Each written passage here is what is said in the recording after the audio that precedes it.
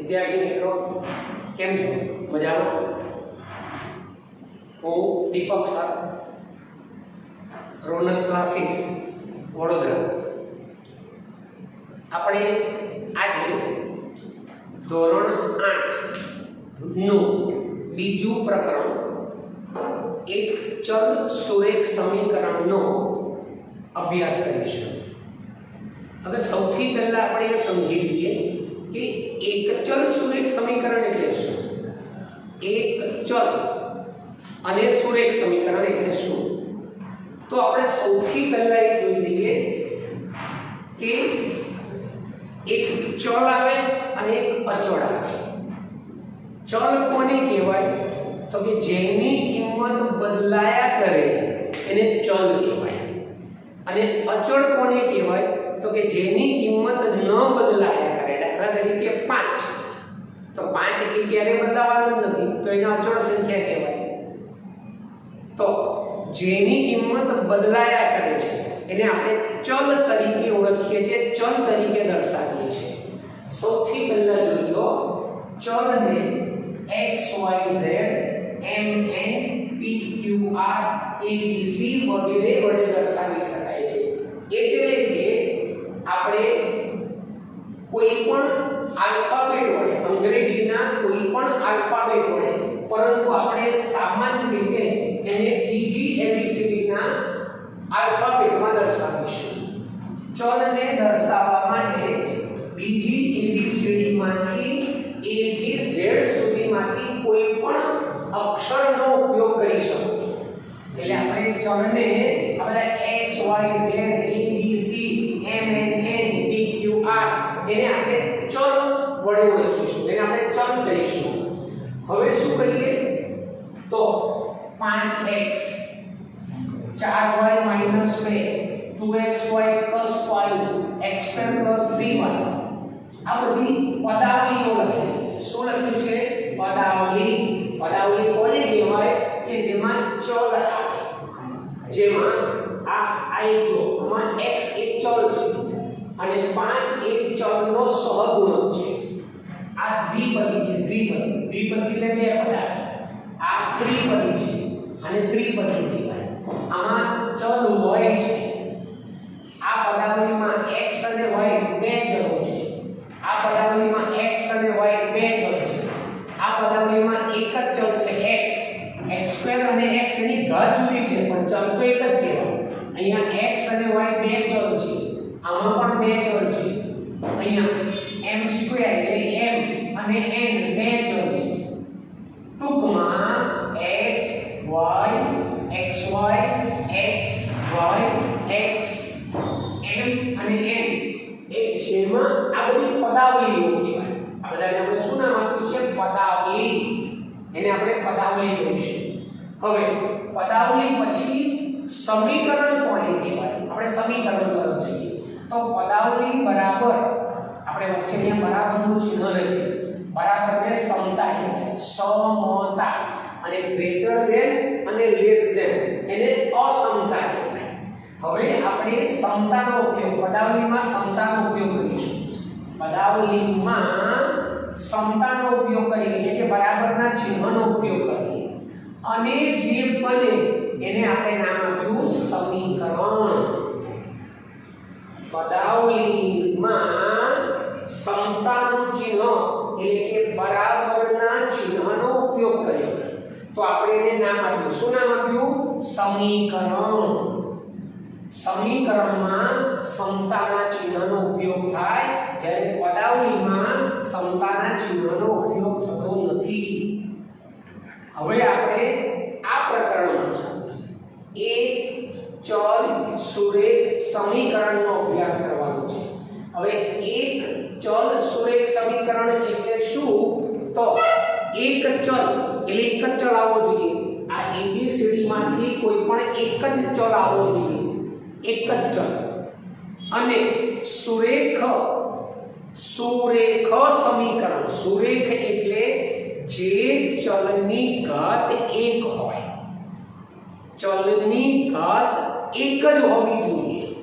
જો 1 કરતા વધારે હોય તો એને સુરેખ સમીકરણ ન કહેવાય. અહીંયા આપણે જોઈએ, આપણે અહીંયા બધું લખ્યું છે, અહીંયા જો એટલે ખ્યાલ આવશે. તો અહીંયા આ x એક ચલ છે, આ બધા સમીકરણો લખેલા છે. x ની ઘાત કેટલી છે? જો અહીંયા એક જ છે, આ એક ચલ સમીકરણ છે. અહીંયા x ની, અહીંયા આ સમીકરણમાં x ની ઘાત 1 છે, તો આને એક ચલ સુરેખ સમીકરણ કહેવાય. અહીંયા આ સમીકરણમાં y ની ઘાત, જ્યારે ચલની ઉપર કશું લખેલું ન હોય ત્યારે ઘાત 1 છે એમ કહેવાય. તો જે ચલની ઘાત 1 જ આવે તો એને એક ચલ સમીકરણો કહેવાય. હવે દાખલા તરીકે આવું આવે કે 6x² + 5x = 8, તો આ સુરેખ સમીકરણ ન કહેવાય. કેમ ન કહેવાય? કારણ કે અહીંયા જુઓ ચલની બે ઘાત આવી ગઈ. હા, ચલ તો એક જ છે, x નામનો ચલ તો એક જ છે, પણ ચલની ઘાત 2 છે. અને જો ચલની ઘાત 2 હોય તો એને સુરેખ સમીકરણ ન કહેવાય. બીજું એક 5xy = 8, તો આ એક ચલ સુરેખ સમીકરણ નથી, કારણ કે આ સમીકરણમાં બે ચલ છે. કયા કયા? x અને y નામના બે ચલ છે.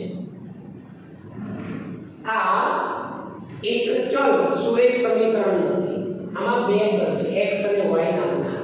એટલે આ એક ચલ સુરેખ સમીકરણ ન કહેવાય.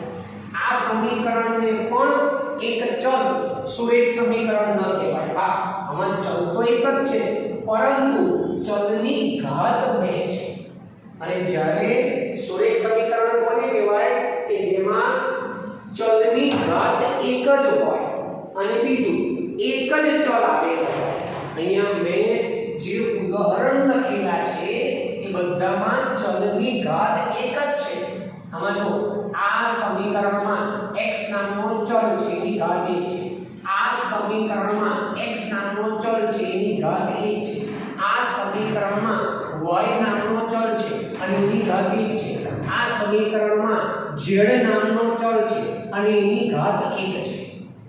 એટલે કે આ બધા સમીકરણો એક ચલ સુરેખ સમીકરણ છે. આપણે આ પ્રકરણમાં એક ચલ સુરેખ સમીકરણનો ઉકેલ શોધતા શીખવાનું છે. ઉકેલ શોધતા શીખવાનું એટલે શું? સમીકરણમાં જે ચલ આપ્યો હોય એની કિંમત શોધવાની. અને આમ પણ તમે 7મા ધોરણમાં સમીકરણનો ચેપ્ટર પ્રકરણ ભણી ગયા છો.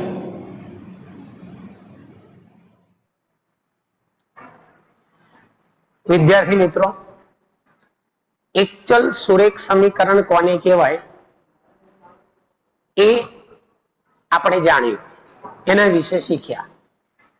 હવે આપણે એક ચલ સુરેખ સમીકરણનો ઉકેલ કેવી રીતે શોધી શકાય એના વિશે શીખીએ.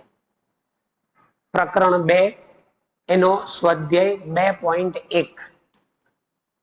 પહેલો દાખલો x - 2 = 7. એમાં x - 2 ને ડાબી બાજુ કહેવાય અને 7 ને જમણી બાજુ કહેવાય. હવે આ સમીકરણમાં x ને ચલ કહેવાય. x એ આપણો ચલ છે, એટલે આપણે ચલની કિંમત શોધવાની કહેવાય ઉકેલ શોધ્યો. એટલે આપણે શું કરવાનું છે? ઉકેલ શોધો. આ સમીકરણનો ઉકેલ શોધો એટલે આપણે શું કરવાનું?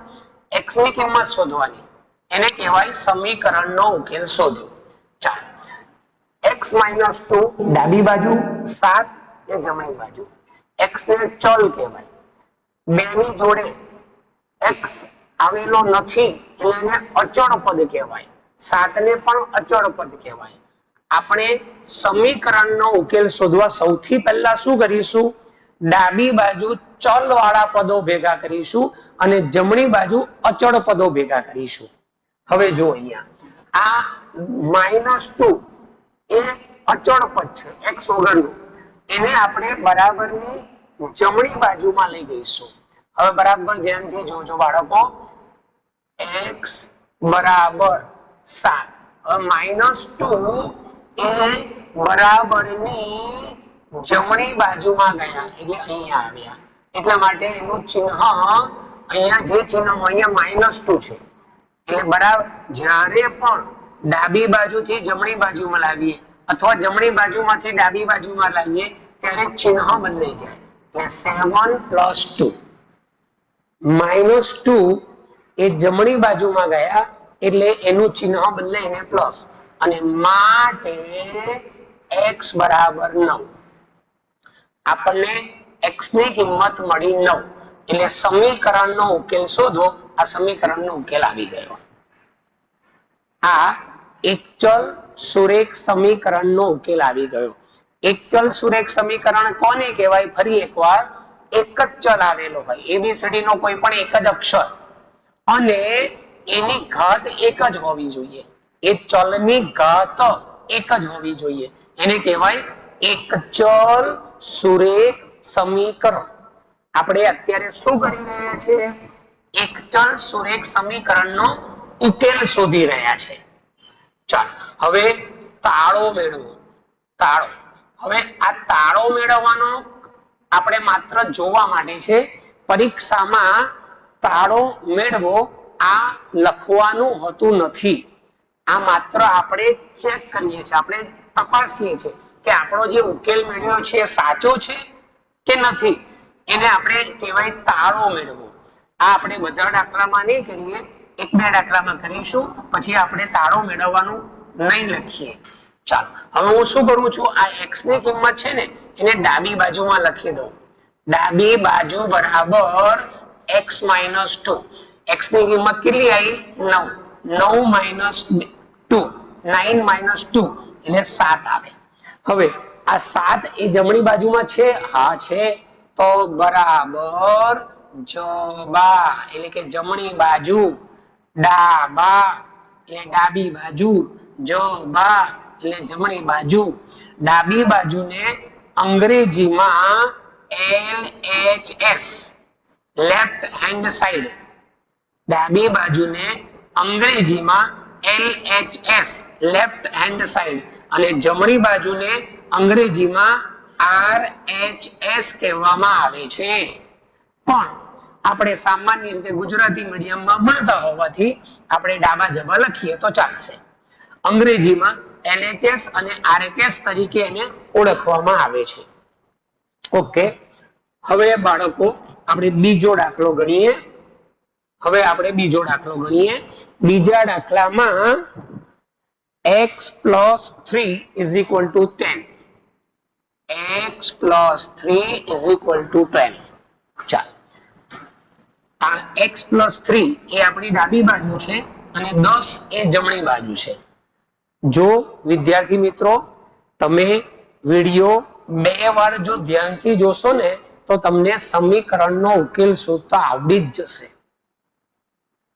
ફરીવાર વિદ્યાર્થી મિત્રો કહું છું, જો તમે ધ્યાનથી 2 વાર વિડિયો જોશો તો તમને સમીકરણનો ઉકેલ શોધતા આવડી જ જશે. હવે જુઓ, x + 3 એ ડાબી બાજુ કહેવાય અને 10 એ જમણી બાજુ કહેવાય. x ને ચલ કહેવાય, 3 અને 10 એને અચળ પદ કહેવાય. આપણે સૌથી પહેલા શું કરીશું? અચળ પદોને ડાબી બાજુમાં લઈ જઈશું. એટલે આ જે +3 છે એને આપણે જમણી બાજુમાં પહેલા ભેગું કરીશું. જોજો હા બાળકો, હા, +3 એને બરાબરની જમણી બાજુમાં લઈ જઈશું અને જે ચલ વાળા પદો છે એને ડાબી બાજુમાં લઈશું. જોજો બાળકો, કદાચ બોલવામાં કોઈ કદાચ ભૂલ થઈ જાય તો બાય મિસ્ટેક. ઓકે, +3 ને પેલી બાજુ લઈએ, x બરાબર 10 - 3. કેમ 3 થયા? અહીંયા જો +3 છે, +3 ને આપણે પેલી બાજુ લઈ જઈએ એટલે કેટલા થઈ ગયા? -3. +3 ને આપણે પેલી બાજુ લઈ ગયા એટલે અહીંયા +3 ચિહ્ન બદલાઈ જાય અને માટે x બરાબર 7.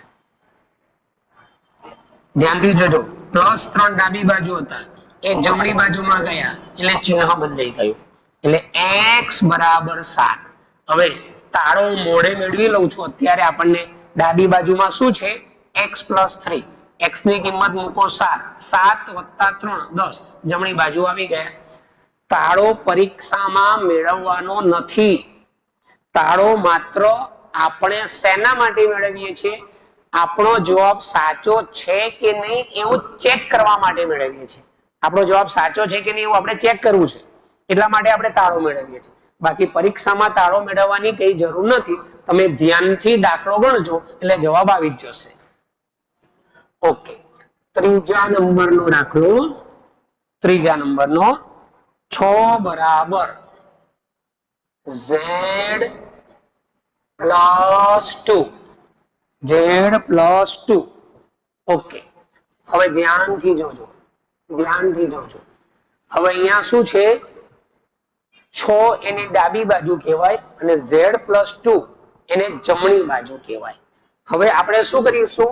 આ z જે છે z એને હું જમણી બાજુ રહેવા દઈશ અને અચળ પદોને એક બાજુમાં ભેગા કરું છું. અચળ પદો એક બાજુ એટલે અહીંયા +2 જે જમણી બાજુ છે ને એને હું ડાબી બાજુમાં લઈ લઉં. તો 6 - 2 બરાબર z. જોઈ શું કર્યું? +2 જમણી બાજુમાંથી ડાબી બાજુમાં લાવ્યા એટલે ચિહ્ન બદલાઈ ગયું. અને અહીંયા z ની વચ્ચે લીટી દોરી છે. લીટી દોરવાનું મુખ્ય કારણ એવું છે કે z અને 2 આ બે થોડા જુદા પડે, એટલા માટે આપણે વચ્ચે z ની વચ્ચે લીટી દોરી છે. ચાલો, 6 માંથી 2 ગયા, 4 બરાબર z. હવે પદોને ઉલટાવી દેવાના. જવાબ આવ્યા પછી સામાન્ય રીતે આપણે ચલ ડાબી બાજુમાં લખીએ છીએ અને અચળ એ જમણી બાજુમાં લખીએ છીએ. z બરાબર 4. પરીક્ષામાં તમારે આવા ચિહ્નો કરવાના નથી.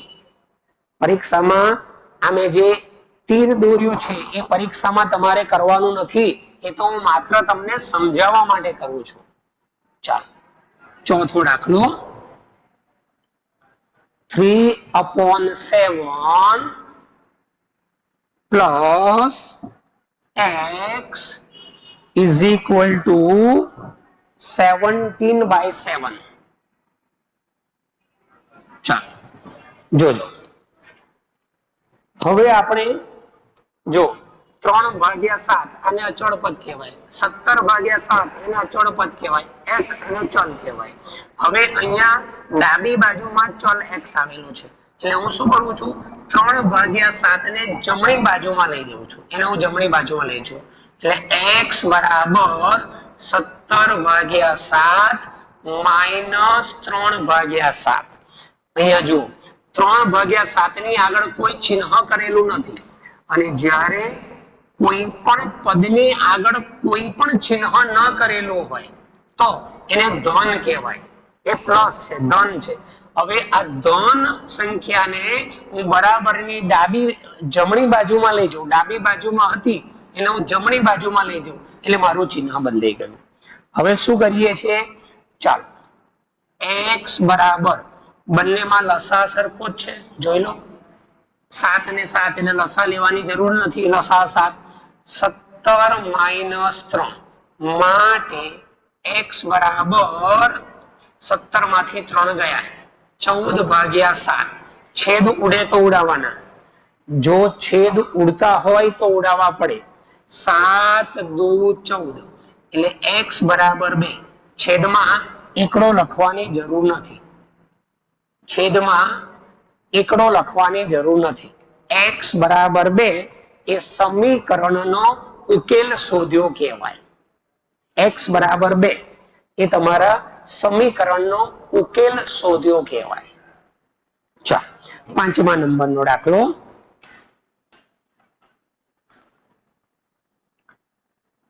6x બરાબર 12. 6x બરાબર 12. હવે જ ધ્યાનથી જોજો હો. ચાલો, હવે આ પહેલો, બીજો, ત્રીજો, ચોથો એ 4 દાખલામાં માત્ર x જ આવતો હતો. x ની આગળ કોઈ સંખ્યા ન હતી અને જ્યારે x ની આગળ કોઈ સંખ્યા ના હોય ત્યારે એનો સહગુણક 1 છે એમ કહેવાય. એટલે આ પહેલો, બીજો, ત્રીજો, ચોથો આ ચારે ચાર દાખલામાં શું હતું? x નો સહગુણક 1 હતો. હવે અહીંયા જુઓ, બરાબરની ડાબી બાજુમાં 6x છે. x ની જોડે 6 એક ગુણાકારમાં છે, એને સહગુણક કહેવાય. x ની જોડે 6 ગુણાકારમાં છે, એને સહગુણક કહેવાય. અને સહગુણક હોય તો એને બરાબરની બીજી બાજુમાં લઈ જવામાં આવે. ધ્યાન આપજો, x બરાબર 12/6.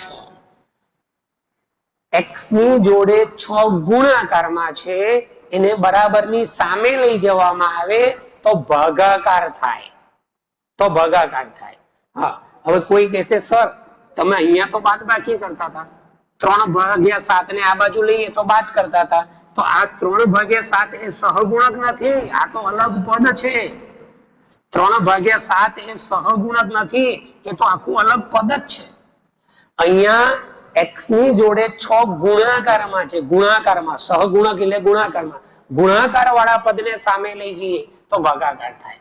અને માટે x બરાબર 2. આ તમારા સમીકરણનો ઉકેલ આવ્યો. ચલ x ની કિંમત શોધી એટલે એને કહેવાય સમીકરણનો ઉકેલ શોધ્યો.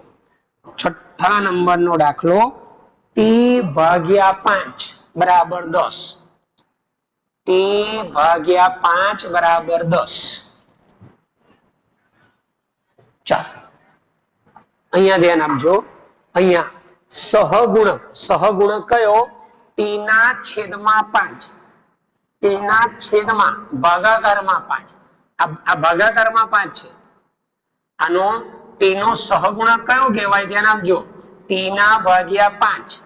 એટલે જો સહગુણક લખવો હોય તો અહીંયા જોજો, t ની સાથે 1 ગુણાકારમાં આવે એટલે સહગુણક 1/5 કહેવાય. t/5 નો સહગુણક 1/5 થાય. હવે ભાગ્યા 5 ભાગ્યા t/5 ભાગ્યાને સામે લઈ જવામાં આવે, ભાગાકારને સામે લઈ જવામાં આવે તો ગુણાકાર થાય. t બરાબર 10/5. શું કર્યું? 5 ભાગાકારમાં હતા, એને બરાબરની બીજી બાજુમાં લઈ ગયા તો એ ભાગાકારનો ગુણાકાર થાય, ગુણાકારનો ભાગાકાર થાય. અહીંયા જુઓ, x ની જોડે 6 ગુણાકારમાં હતા એટલે બરાબરની સામે લઈએ તો ભાગાકારમાં થયા. અહીંયા 5 ભાગાકારમાં હતા, એને બરાબરની સામે લઈ ગયા તો ગુણાકાર થયા. એટલે t બરાબર 50. આ તમારા સમીકરણનો ઉકેલ આવી ગયો. ચાલો 7મા નંબરનો દાખલો, 2x/3. 2x/3 બરાબર 18.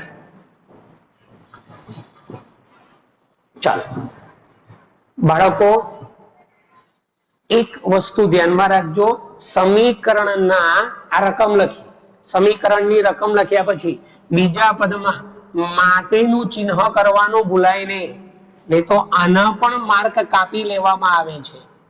સમીકરણમાં રકમ લખ્યા પછી બીજા પદ જ્યાં સુધી જવાબ આવે ત્યાં સુધી આગળ માટેનું ચિહ્ન લખવું પડે, માટે.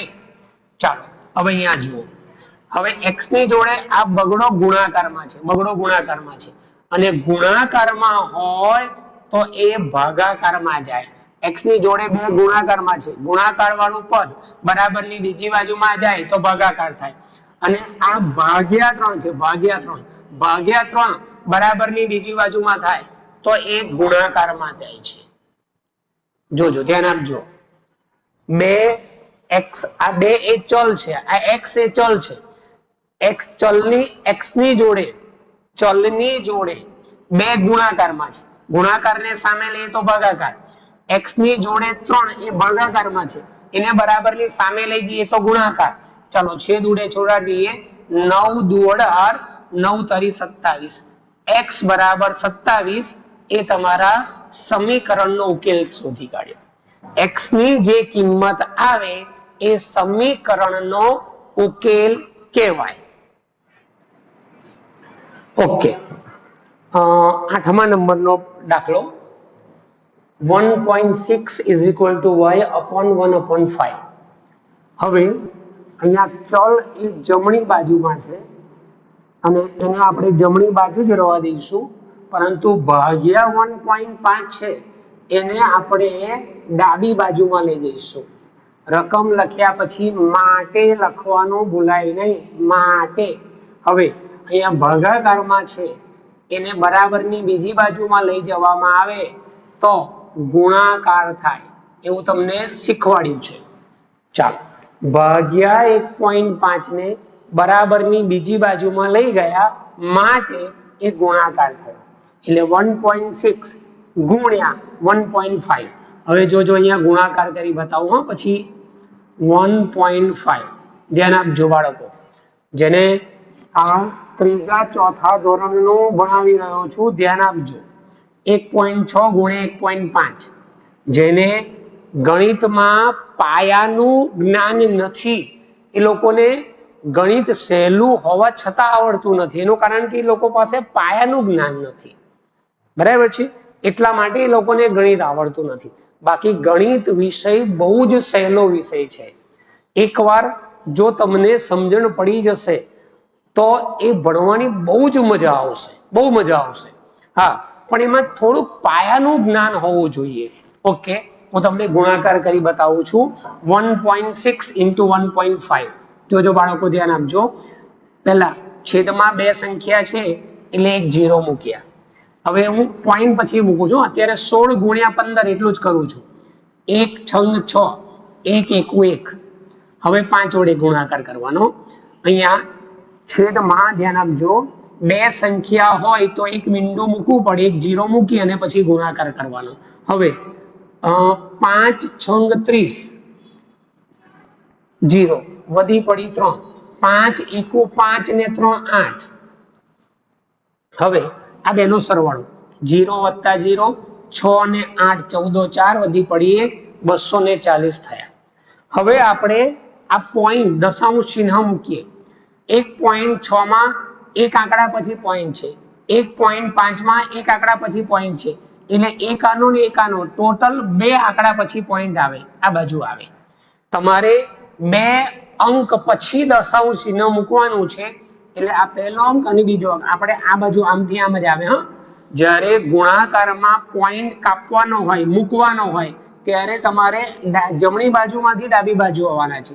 એટલે 2.40, 2.40 ને 2.4 પણ લખી શકાય, કારણ કે પોઈન્ટ પછીના છેલ્લા મીંડાનું કોઈ મહત્વ હોતું નથી. એટલે 2.40 ને 2.4 પણ લખી શકાય. એટલે આપણે આનો જવાબ લખીએ 2.4 બરાબર y. હવે આપણે ચાલો બંનેની જે ચલ એ જમણી બાજુમાં છે એનું ડાબી બાજુ લાવી દઉં, એટલે y બરાબર 2.4. જ્યારે ડાબી બાજુને જમણી બાજુમાં 2.4 અને જમણી બાજુને ડાબી બાજુમાં y, બંને બાજુઓ ફેરવવામાં આવે ત્યારે ચિહ્ન બદલાતું નથી. આમાં ચિહ્ન કેમ ના બદલાયું? આપણે y ને ડાબી બાજુ લાયા, 2.4 ને જમણી બાજુ લાયા, ચિહ્નો ન બદલ્યા. કેમ ના બદલ્યા? જ્યારે ડાબી અને જમણી બંને બાજુની ઉલટ સુલટ અદલ બદલ કરવામાં આવે ત્યારે ચિહ્નો બદલાતા નથી.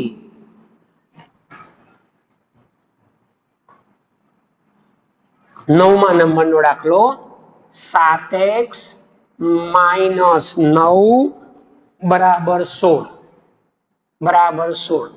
ચાલો બરાબર ધ્યાન આપજો બાળકો, બરાબર ધ્યાન આપજો. સૌથી પહેલા આપણે અચળ પદ કયું? -9. એને હું જમણી બાજુમાં લઈ જાઉં. સૌથી પહેલા અચળ પદ ને આપણે જમણી બાજુમાં લઈ જાઉં. કોઈ કે સર આ 7 ની જોડે x ની જોડે 7 છે, એ સહગુણક એ પછી આવે. પહેલા અચળ પદને હું ડાબી બાજુમાં લઈ જાઉં, એટલે 7x 16 + 9, 16 + 9. અહીંયા -9 છે, એ બરાબરની બીજી બાજુમાં ગયા એટલે ચિહ્ન બદલાઈ ગયું. ચાલો 16 અને 9 16 વત્તા 9 એટલે 25. હવે હવે બરાબર ધ્યાન આપજો, આ x ની જોડે 7 એક ગુણાકારમાં છે, એ ગુણાકારમાં છે અને ગુણાકાર વાળું પદ સામે જાય તો એ ભાગાકાર આવે. 25 ભાગ્યા 7. હવે 25 અને 7 નો છેદ ઉડતો હોય તો ઉડાવવાનો, પણ અહીંયા 25 અને 7 નો છેદ ઉડતો નથી, એટલા માટે આપણે સમીકરણનો ઉકેલ મળી ગયો. x ની કિંમત આવી ગઈ એટલે કહેવાય કે સમીકરણનો ઉકેલ મળી ગયો. 10મા નંબરનો દાખલો 14x 14 y - 8 બરાબર 13. ચાલો જોજો, સૌથી પહેલા બાળકો શું કહ્યું હતું, આમાં અચળ પદ જે હતું એને હું જમણી બાજુ લઈ ગયો, તો અહીંયા પણ એવું જ છે. અચળ પદને એટલે કે -8 જે અચળ પદ છે એને હું જમણી બાજુ લઈ જઉં છું. 14y બરાબર 13 વત્તા 8. ધ્યાન આપજો, અહીંયા -8 હતા એટલે પેલી બાજુ જઈએ એટલે ચિહ્ન બદલાઈ ગયું. 14y બરાબર 13 અને 8 એટલે 21 થાય, 21. હવે ધ્યાન, y ની જોડે 14 એ ગુણાકારમાં છે અને ગુણાકારને પેલી બાજુ લઈ જઈએ તો ભાગાકાર થાય એટલે 21 ભાગ્યા 14.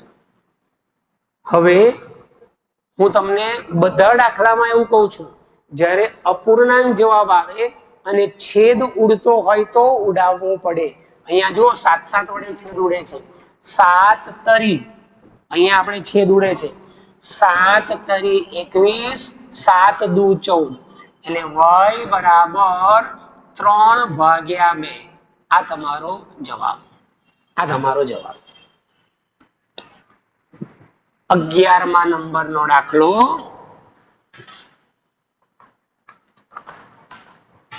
17 plus 6p is equal to 9.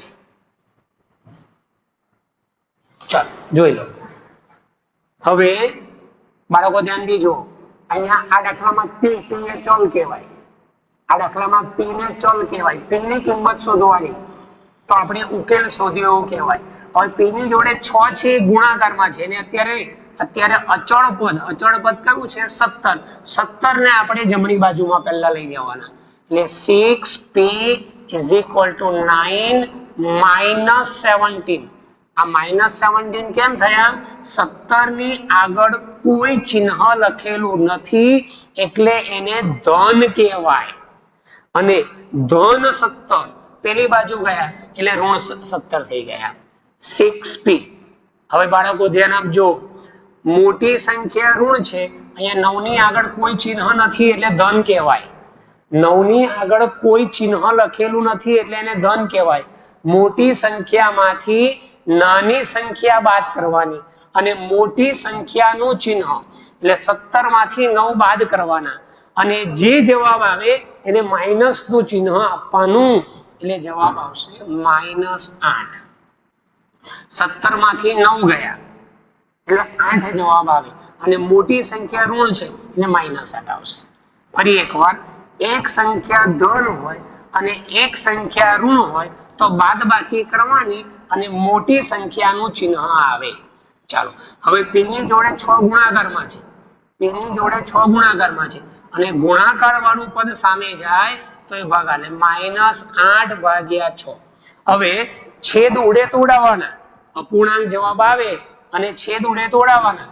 2 વડે ઉડે છે, 4 દુ 8, 3 દુ 6 એટલે p બરાબર -4/3. આ તમારો જવાબ આવ્યો. હા, p ની જે કિંમત શોધી એને કહેવાય સમીકરણનો ઉકેલ શોધ્યો એવું કહેવાય. સમીકરણનો ઉકેલ શોધ્યો, p ની કિંમત, p એ ચલ કહેવાય. આપણે શું કરીએ છીએ, સમીકરણમાં જે ચલ આપ્યો છે એની કિંમત શોધીએ છીએ અને એને જ કહેવાય ઉકેલ શોધો. x/3 plus 1 is equal to 7/15. ચાલો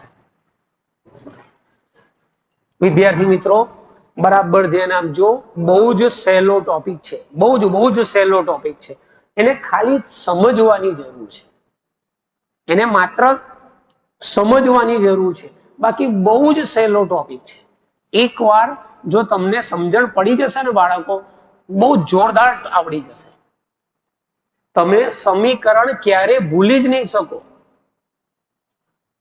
ચાલો હવે x ભાગ્યા 3 આ ચલ વાળું પદ કહેવાય અને +1 એ અચળ પદ કહેવાય. આપણે સૌથી પહેલા શું કરીએ છીએ, અચળ પદને બરાબરની બીજી બાજુમાં લઈ લઈએ છીએ. એટલે x ભાગ્યા 3 અને 7 ભાગ્યા 15 -1. જો અહીંયા +1 હતા ડાબી બાજુમાં, પેલી બાજુ ગયા એટલે -1 થઈ ગયા. હવે સૌથી પહેલા શું કરવું પડે, આ +3 ને સામે લઈ જવાના છે.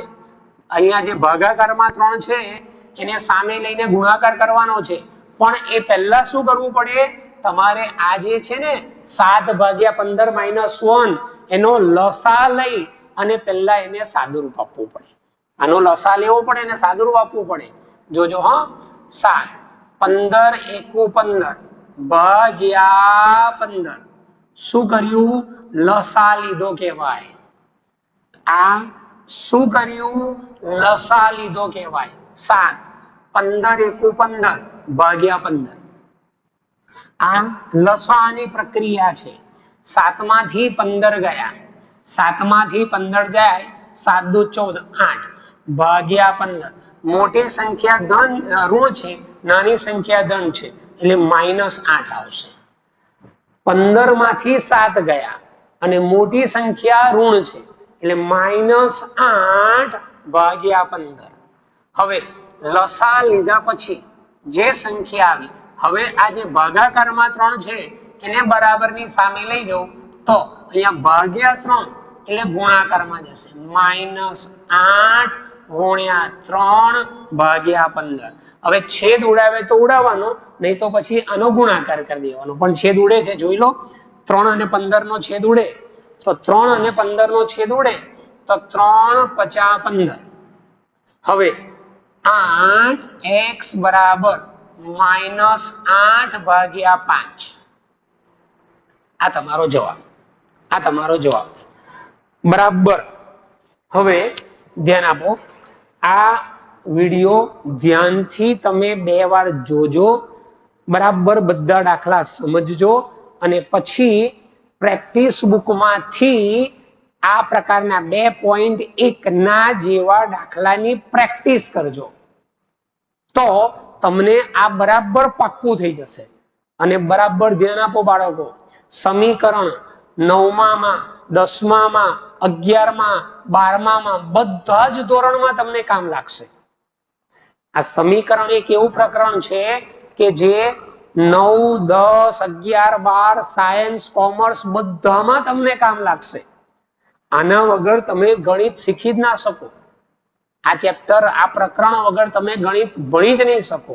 એટલે બરાબર ધ્યાનથી 2 વાર 3 વાર વિડીયો જોઈ અને પાકું કરી લેજો.